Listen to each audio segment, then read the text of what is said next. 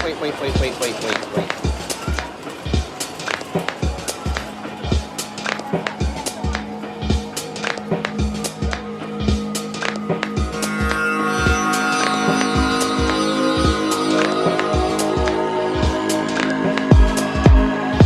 Hi, I'm Garl Latham.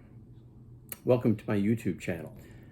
Recently, I had to make a one-day trip for business, and it was up to Fort Worth from San Antonio, northbound on Amtrak train number 22, the Texas Eagle, and southbound on Greyhound, a motor coach, an intercity bus, which is always interesting, not always enjoyable, sadly to say, but certainly a different way to travel, and sometimes necessary if you're trying to stay on the ground as you travel from one point to another. While we were at Central Station, we saw some TexRail trains and Amtrak train number 822, the northbound Heartland Flyer, originating in Fort Worth, going to Oklahoma City and intermediate points.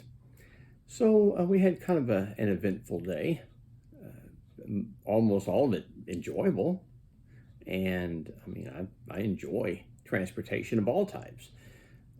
The bus was full, so it's interesting. You have a coach that had every passenger seat occupied, and 2 adults had children, young infants, in their laps.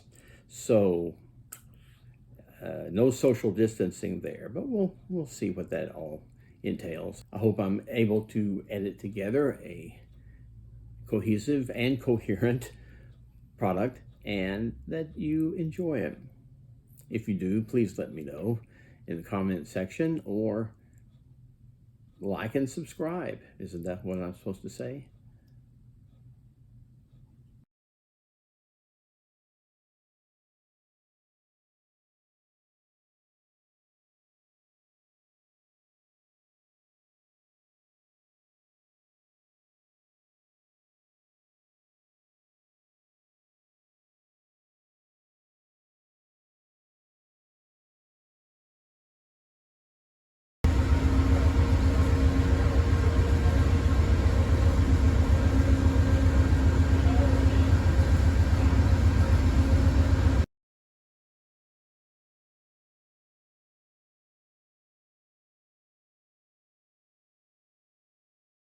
Indiana, Longview, Marshall, Texarkana, Hope, Arkadelphia, Malvern, Little Rock, Walnut Ridge, Concord Bluff, G.B.L, St. Louis, Alton, Allendale, Springfield, Lincoln, Bloomington, Pontiac, Joliet, and Chicago. Again, this is the public road between 22 and 4.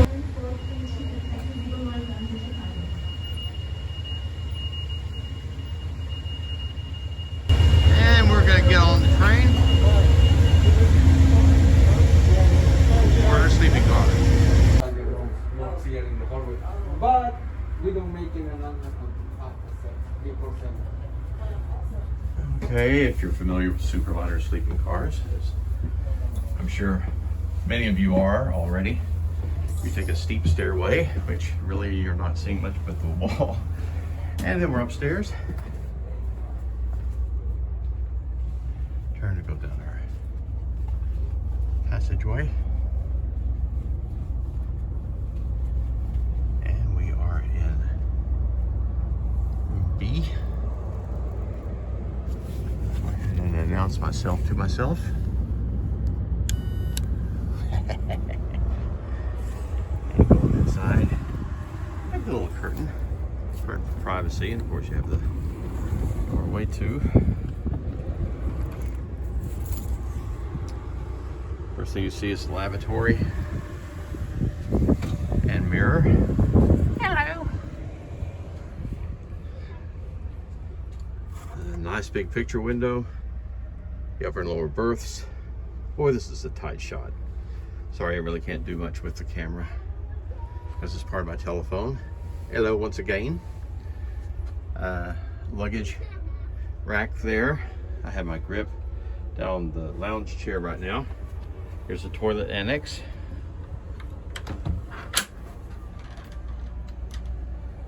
Shower head. I doubt I'll be taking a shower today going to Fort Worth. But if I get it exceptionally dirty on the train, perhaps I will. Here's the wardrobe here. Little closet with hangers and such. I'll go ahead and pull one out for my suit jacket. Control for the room. It's a volume control for the PA system, channel selector, call button for the porter, and room lights.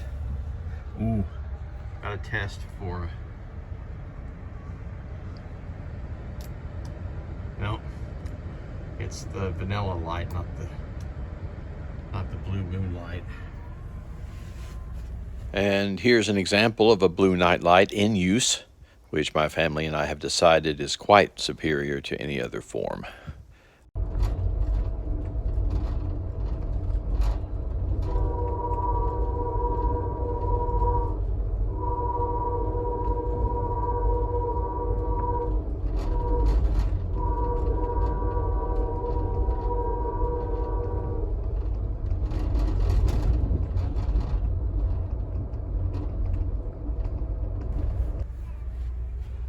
Another control panel here was mainly for the reading light and temperature. Whoa, hello. Temperature control for the room. Plug, which comes in handy, but that's the only one out in the room.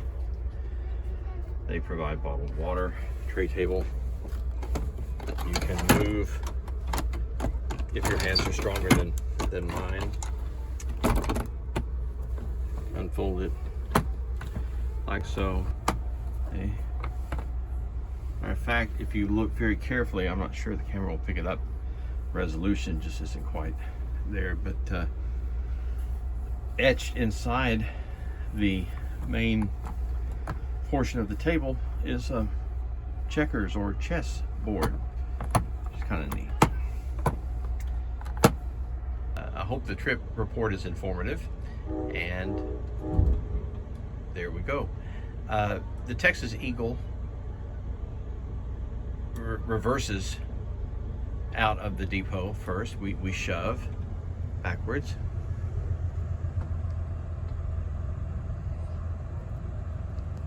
There's one of Amtrak's buildings there. This is the San Antonio, the Alamo City, as they like to call themselves, because this is where the cradle of Texas liberty is located.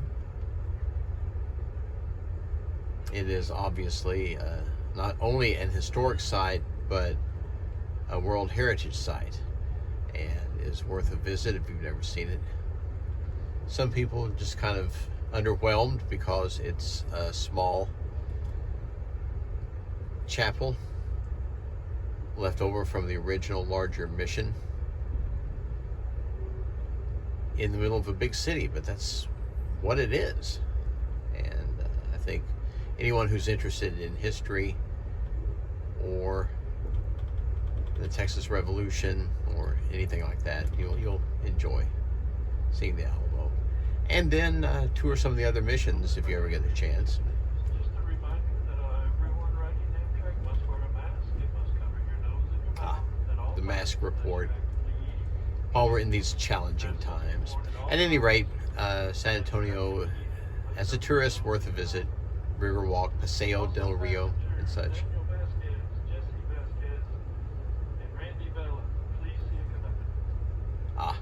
We're down at the end of the passenger lead, ready to switch onto one of the mainline tracks here. Let me see if I can scoot over to the window without moving the camera to it. Yeah, you can see both main lines there.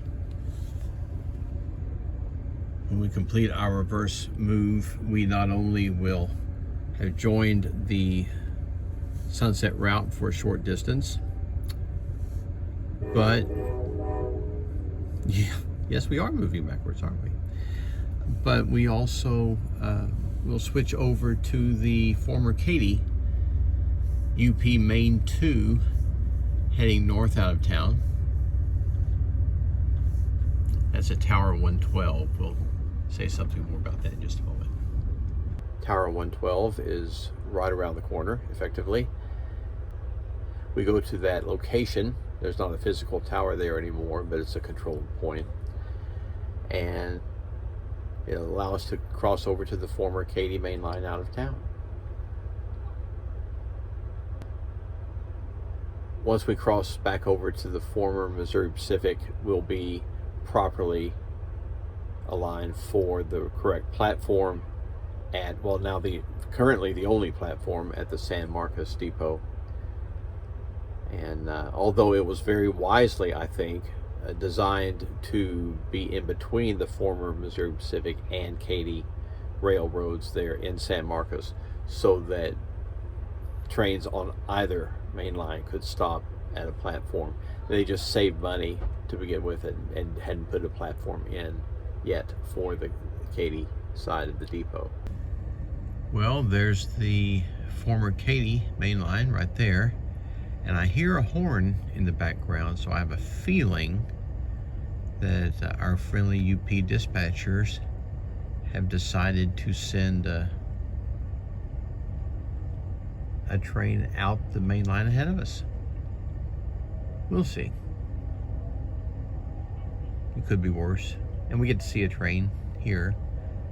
Of course, I don't know if a lot of the passengers feel the same way about seeing a train, but still.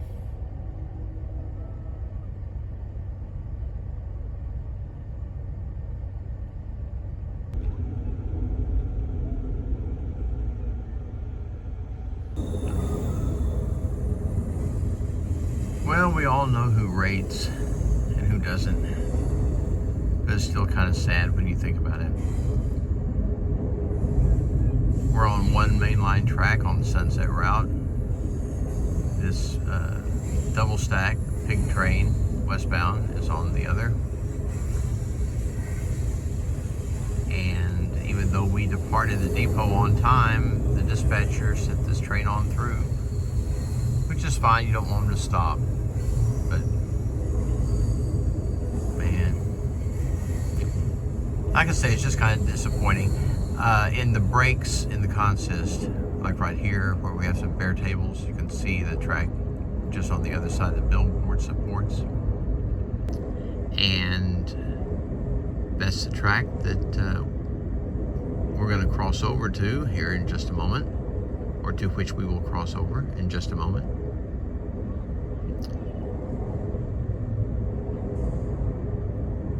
That crossing is at Tower 112. That's our destination there. That's where we'll begin our forward movement out of town. And while we're waiting, not that the dispatcher would ever purposefully delay us, but still, you have a little towel holder there and coat hooks for your convenience. That's one thing that the newer style Superliner car interiors do not have, or coat hooks, and I really miss them. I like the curved walls and all on the newer styles. But anyway, you have little soap dispenser Dixie cups right here, which is kind of cool. I love Dixie cups. A cabinet here below the sink with tissues, extra soap. There's some towels over here on the other side, and little trash dispenser there. It's all very nice, very compact. If you ever get a chance to travel in one of these rooms, I'd highly recommend it. If turn on the light here, be very careful with the water pressure. You want to just barely push the valves down on the cars that have not had the control changed at all. It can spray up and kind of make a mess of things. And we're just about there. This is what basically amounts to Tower 112 today.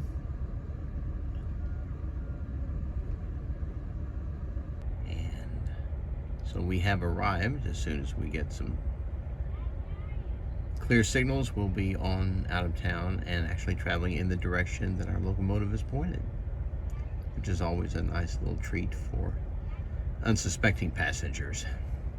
who don't have any idea why we're backing out of town.